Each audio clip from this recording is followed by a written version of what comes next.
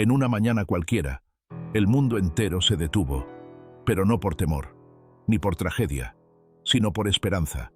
Desde las calles caóticas de Manila hasta los pasillos silenciosos del Vaticano, desde los campos en África hasta las grandes ciudades de Europa, millones de corazones latían al mismo ritmo, todos esperando una sola señal.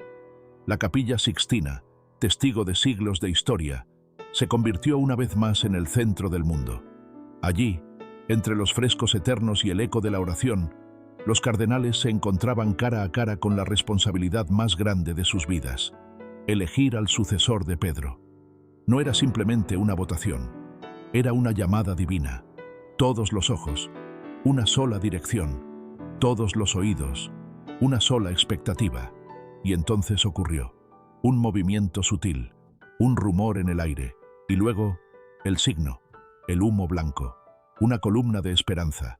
El mundo supo: tenemos papa, habemus papam. Pero este momento era distinto a todos los demás. Por primera vez, el elegido no venía de Europa, ni del continente americano. Esta vez, el llamado vino del este, desde Filipinas, un país marcado por la fe, la lucha y la alegría profunda.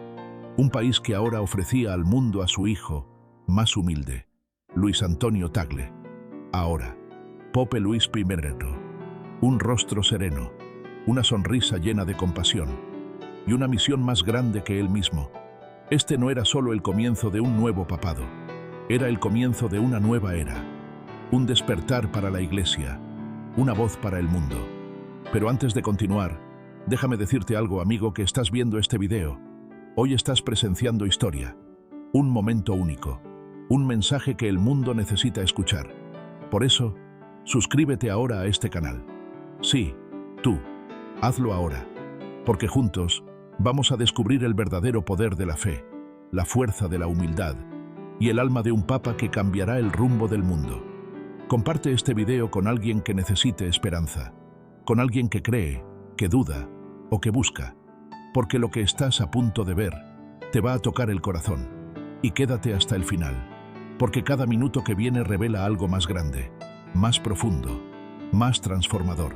Pero para entender el poder de este momento, primero debemos mirar atrás, a los orígenes, a un niño, en Manila, antes de que el mundo lo llamara su santidad, antes del humo blanco, antes de la plaza de San Pedro repleta de almas expectantes, hubo un niño de Manila, un niño con una sonrisa eterna y los pies descalzos sobre la tierra. Su nombre, Luis Antonio. Nació en un hogar donde el lujo era escaso, pero la fe, abundante, donde no sobraban las riquezas materiales, pero sí el amor, y la oración era tan común como el pan en la mesa. Luis creció escuchando historias de santos, pero también presenciando el sacrificio cotidiano de sus padres. Su madre, firme y devota. Su padre, justo y silencioso. Ambos le enseñaron que la fe no es solo ir a misa, es vivir con humildad, servir sin esperar nada y amar aunque duela. Manila, caótica y cálida, fue su primer seminario. Allí, entre el ruido del tráfico y los rezos en capillas pequeñas, Luis aprendió el valor del silencio interior. Sus primeros pasos en la fe no fueron espectaculares. No hubo relámpagos ni voces del cielo. Hubo gestos pequeños, el abrazo a un enfermo, el agua llevada a un anciano, el consuelo a un amigo. Y es que, a veces, Dios no llama con gritos, llama con susurros. Y Luis, con un corazón limpio, escuchó. A los 13 años, confesó en voz baja a su madre: «Quiero ser sacerdote». Ella lo miró, emocionada, y solo dijo: «Entonces, sé uno que ame». Y ese amar se convirtió en su vocación más profunda. No como título, no como ambición, sino como misión. Luis ingresó al seminario con la misma mochila con la que caminaba a la escuela, pero ahora llevaba algo más pesado: el deseo de transformar el mundo, empezando por su propia alma. Y mientras Manila seguía su rutina, algo empezaba a formarse en el corazón de ese joven tímido, algo que más tarde haría historia.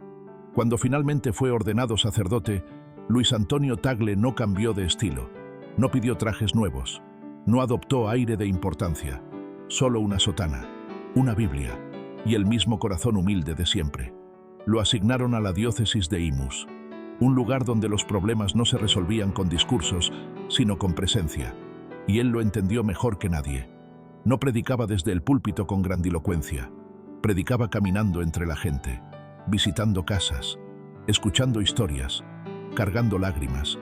Era el tipo de sacerdote que no llevaba guardaespaldas, sino sandalias gastadas, el tipo que saludaba con nombre propio, porque conocía a cada alma de su comunidad.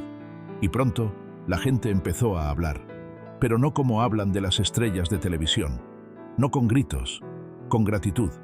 Decían, ese padre sí escucha, ese padre no juzga, ese padre parece que de verdad ama como Cristo. Luis no buscaba cámaras, pero la luz lo encontraba igual.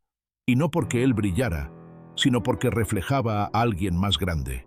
Él sabía algo que muchos olvidan, que el verdadero liderazgo nace de la rodilla doblada. Y así, poco a poco, sin buscarlo, sin pedirlo, empezó a llamar la atención de los que veían más allá. Roma lo notó, y no por sus títulos, sino por su alma. Luis Antonio Tagle empezaba a salir del anonimato, pero él seguía siendo el mismo, el sacerdote que, aún entre cardenales, prefería sentarse junto a los pobres, el pastor que, incluso en el extranjero, nunca olvidaba las calles de Imus.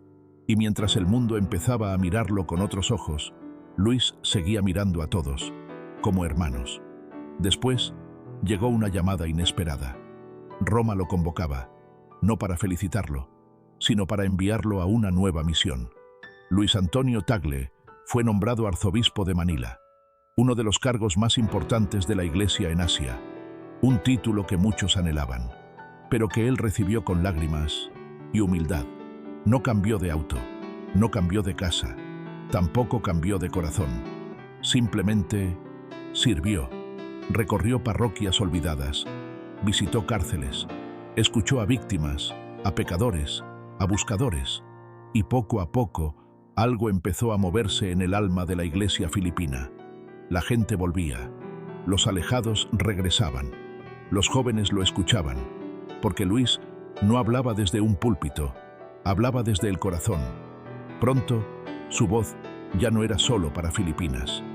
El mundo empezó a escuchar al arzobispo que hablaba con lágrimas en los ojos y fuego en el alma. Conferencias en Roma, sínodos internacionales, invitaciones a hablar de la fe, con ternura, con inteligencia, con poder. Luis no buscaba aplausos, pero donde hablaba, la gente lloraba, y donde callaba, Dios hablaba a través de él. Fue entonces cuando algo impensado ocurrió. El Papa Benedicto XVI, antes de renunciar, lo nombró cardenal, el más joven del colegio cardenalicio y el único de Filipinas. El mensaje era claro: Dios estaba hablando, y hablaba desde el este, Asia, hogar de 2/3 de la humanidad, y sin embargo, durante siglos, sin un papa. Pero todo cambió cuando el cardenal Tagle entró en escena. Su rostro representaba algo más que un continente. Representaba la iglesia de los pobres, de los migrantes, de los humildes. Y mientras otros hablaban de estructuras, él hablaba de compasión. Cuando el Papa Francisco anunció su retiro, el mundo se sacudió.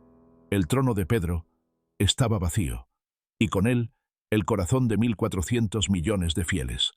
Se convocó al cónclave. Un tiempo de oración, discernimiento y misterio.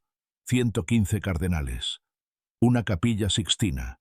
Una decisión que cambiaría el rumbo del mundo. Y entre ellos, uno rezaba con la cabeza baja y el alma abierta.